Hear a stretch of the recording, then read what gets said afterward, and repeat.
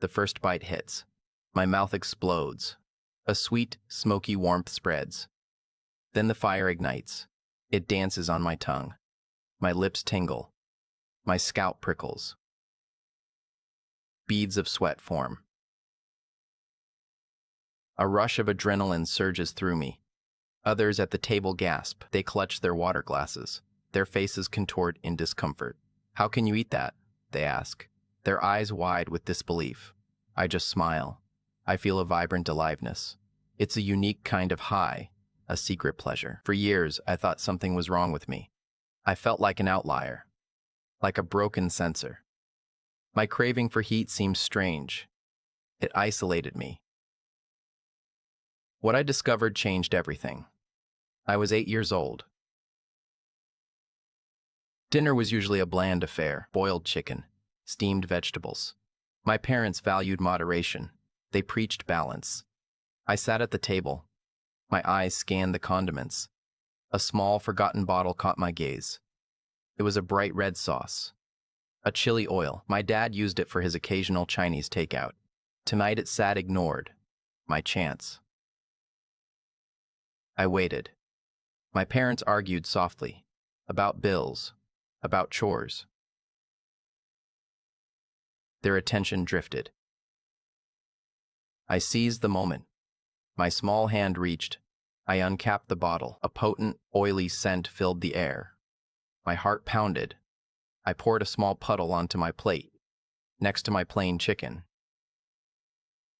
I dipped a tiny piece. My teeth bit down.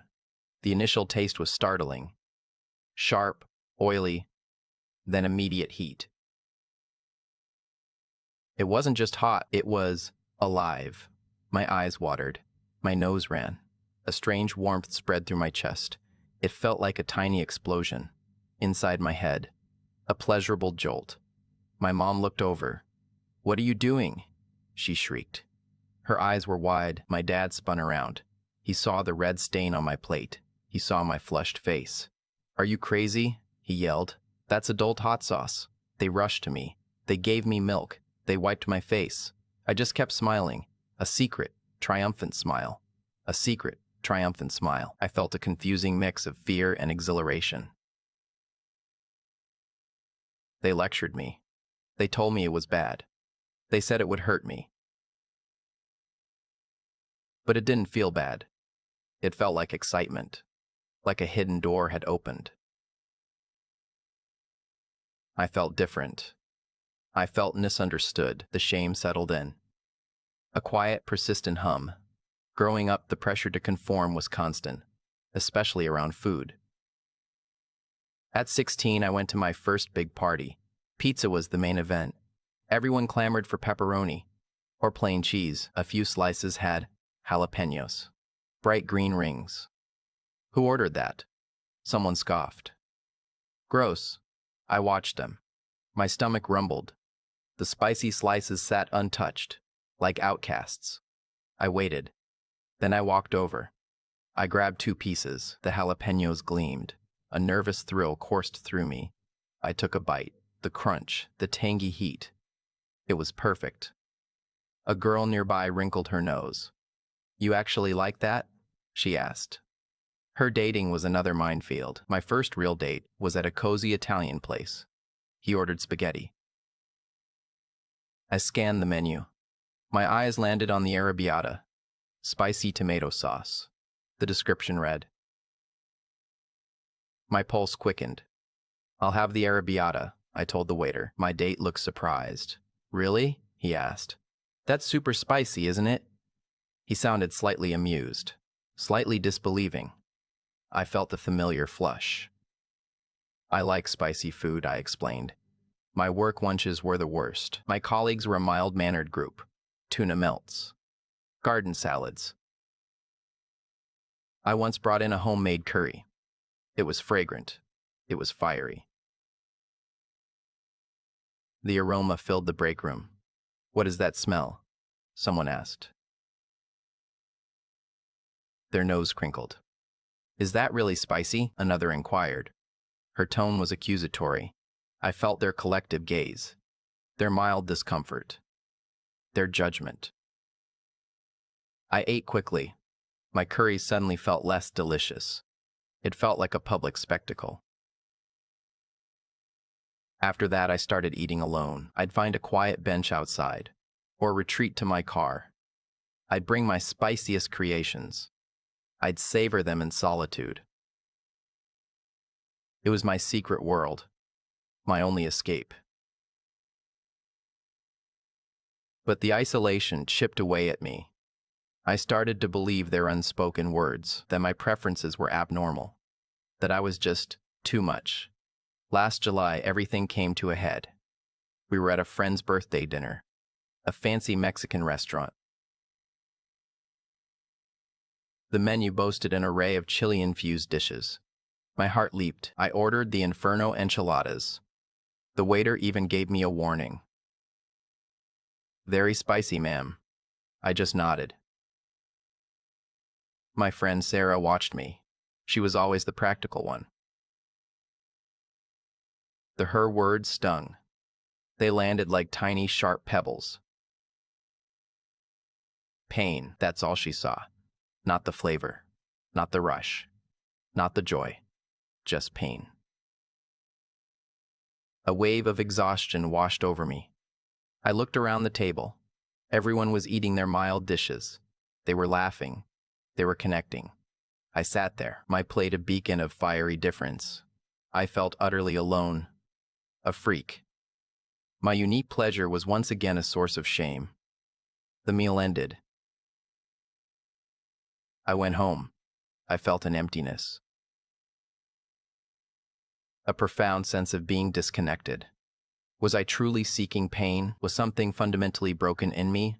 I looked at my reflection. My eyes looked tired. My face felt drawn. The question echoed in my mind. Why? That night, I searched for answers. At 2 a.m., I found a rabbit hole. I typed, "Why do people love spicy food?" into the search bar. The results poured in. I stumbled upon articles, scholarly papers,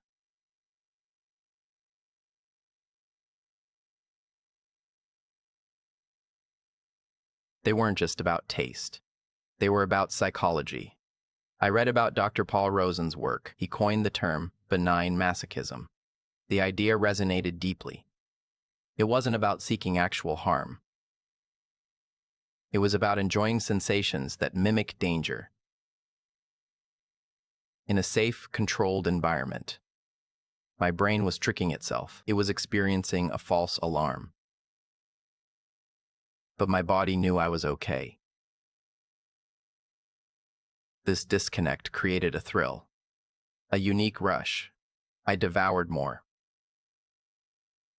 I learned about sensation seeking, a personality trait pioneered by Marvin Zuckerman. He described it as a need for varied, novel, and complex sensations, and a willingness to take physical and social risks for these experiences.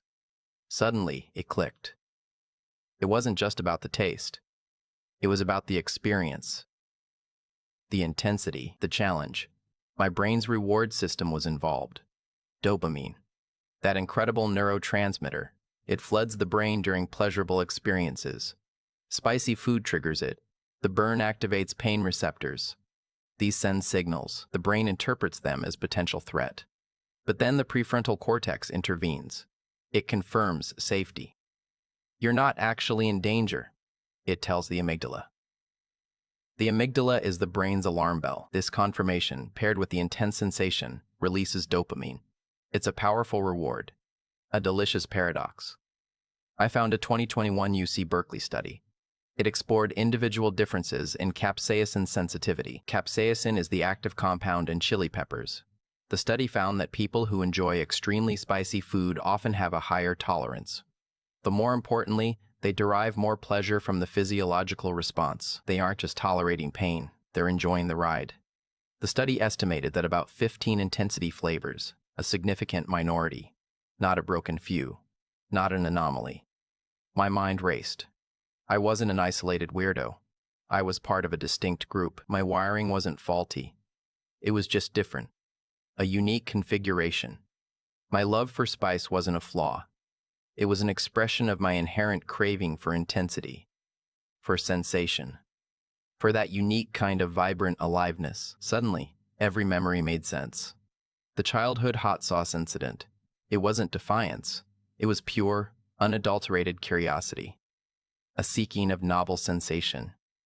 My 8-year-old self was simply following her instincts, not being naughty. The teenage party with the jalapeno pizza.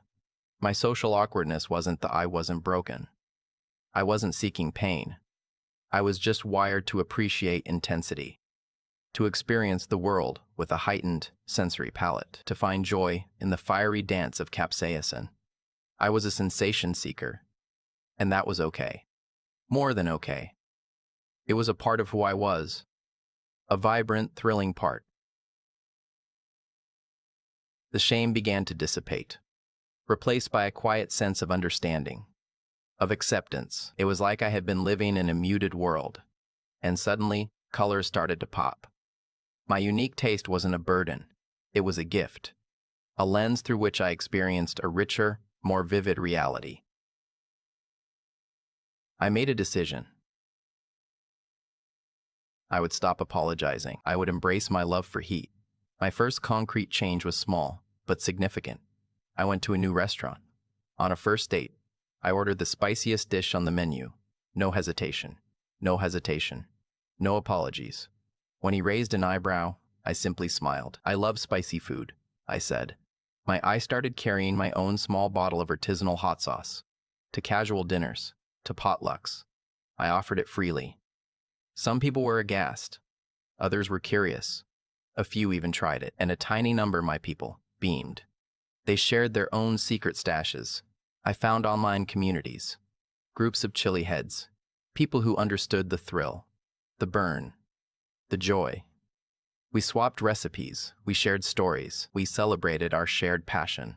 For the first time, I felt truly seen, truly connected.